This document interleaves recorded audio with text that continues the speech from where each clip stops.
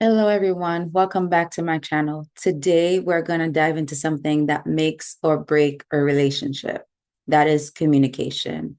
Have you ever felt that no matter how much you talk, your partner doesn't hear you, or how much they say something over and over again, you simply cannot get it? It's almost like there is a barrier between what is being said and what is being received. Or maybe every conversation turns into an argument.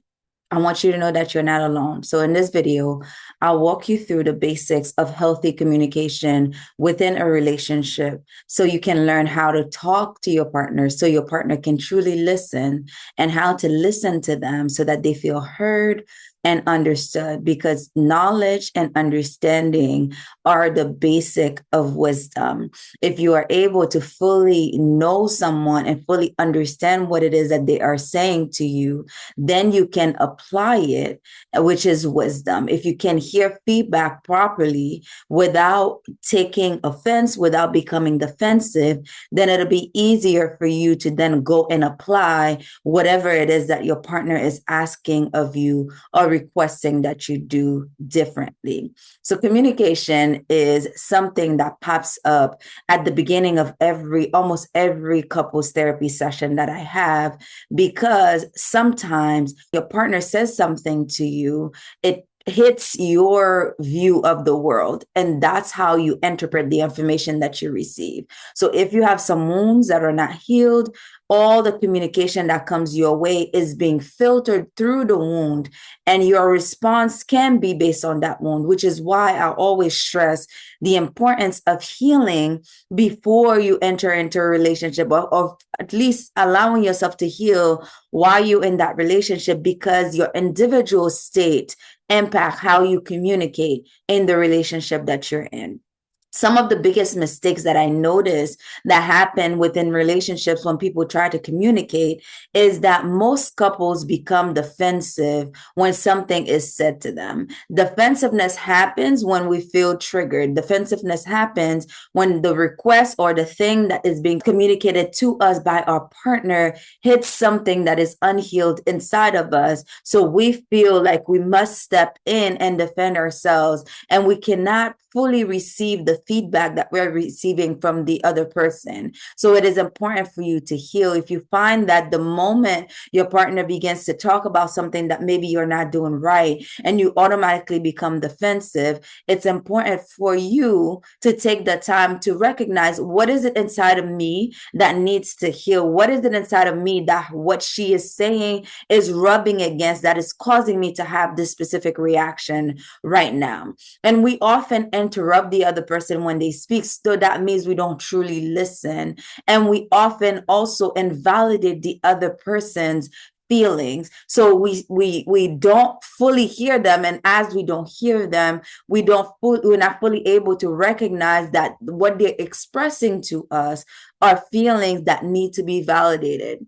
I always say that you don't have to agree with what it is that the person is saying. If they're saying that these are their feelings, you don't have to agree with their feelings. All you need to do is take the time to put yourself in their shoes, which is empathy, and validate those feelings. Once the feelings are validated, then that person can move themselves and feel safe within the relationship, because they allow themselves to be vulnerable, to be able to express those feelings to you. And if they're expressing them, your first step in communication would be to validate the feelings.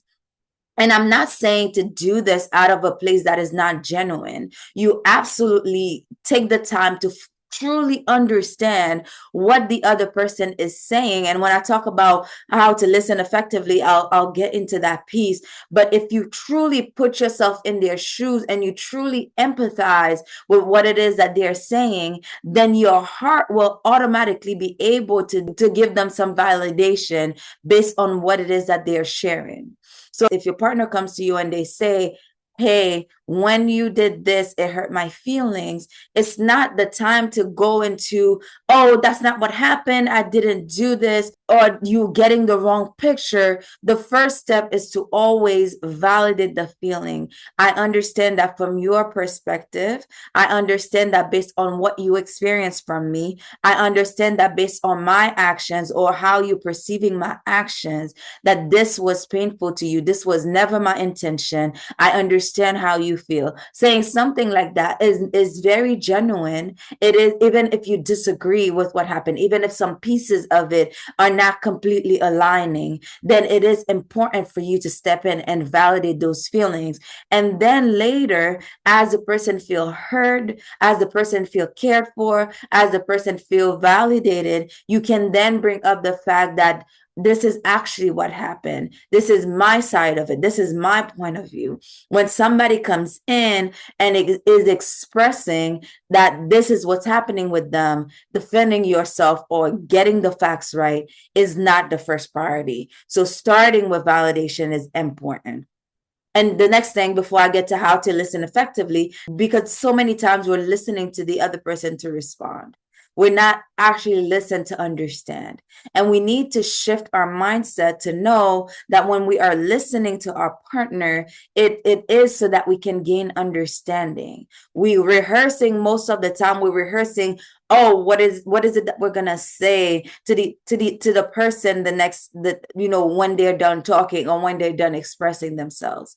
And I think that's because we approach communication, we approach conflict in a way that we are looking to look right. We are looking to be right. As opposed to be selfless, we tend to be more selfish in the way that we listen. We need to, in a moment, just set ourselves aside to be able to fully hear and listen to what the other person is saying for a moment so that we can respond with empathy and respond with compassion and respond in a way that comes from understanding. Because anything that you do without understanding, you cannot apply wisdom, and that wisdom can only be applied from the understanding that you have about the other person's experience of what it is that you did to them, of what it is that you expressed to them, of what it is that you said to them. So how do you listen effectively? I think we need to listen selflessly as opposed to selfishly. We need to turn our own needs and our own need to be right off so that we can make space for the other person to fully express what it is that they need to say to us. And once we listen to that, I even suggest a couple sometimes to take notes as the other person is talking. Ask them for permission. I do want to fully understand and remember what it is that you are saying. And I understand that it is very heavy for you right now and that you're being vulnerable right now. And I don't want to take advantage of your vulnerability, because I know that sometimes I can listen to respond or I can want to defend myself. And I don't want to engage in that right now. So I'm going to take notes so I can make sure that I fully understand what it is that you're saying to me and that I can give you a response that is worthy of what it is that you are expressing to me in the moment. And I know it sounds like a lot of words, but we have to be careful with people's emotions, that when people come to us and fully express to us what it is that they're feeling, that we should not treat it anyhow, that we should be as careful with people's emotions, with our partner's emotions, as we would want them to be with ours. So take the time and let them know, hey, this is important to me.